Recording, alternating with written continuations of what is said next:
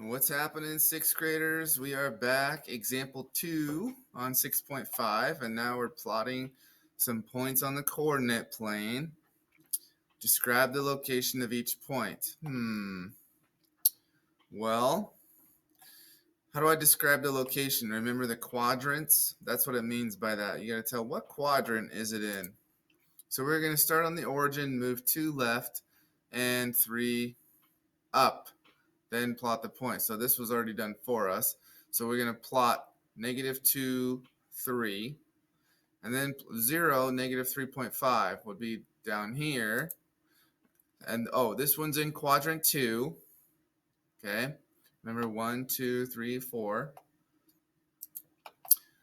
This one, you're going to start at the origin, move down 3.5 units, and then plot the point. So notice how 3.5 is in between 3 and 4. And it's not on any quadrant. It's not in 1, 2, 3, or 4. It's actually just on this y-axis. Okay? So remember, always start at the origin. The first one we go run -2, jump 3. We go run 0, duck 3.5. Let's take a look at some more. So we got 2, -1.5 in the coordinate plane, and then describe the location. In a coordinate plane. Describe the location of the point.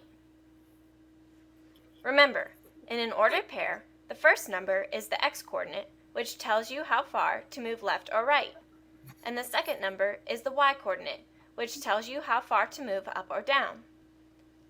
Because the x-coordinate is 2, start at the origin and move 2 units to the right.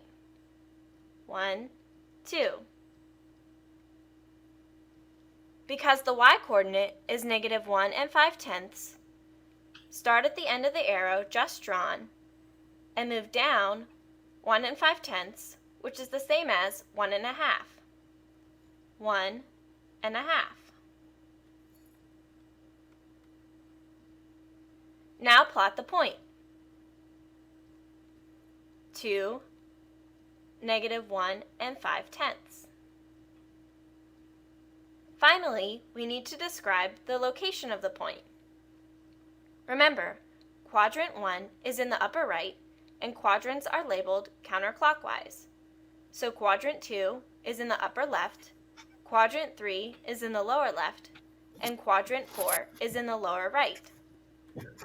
This means that the point 2, -1 and 5/10 is in quadrant 4.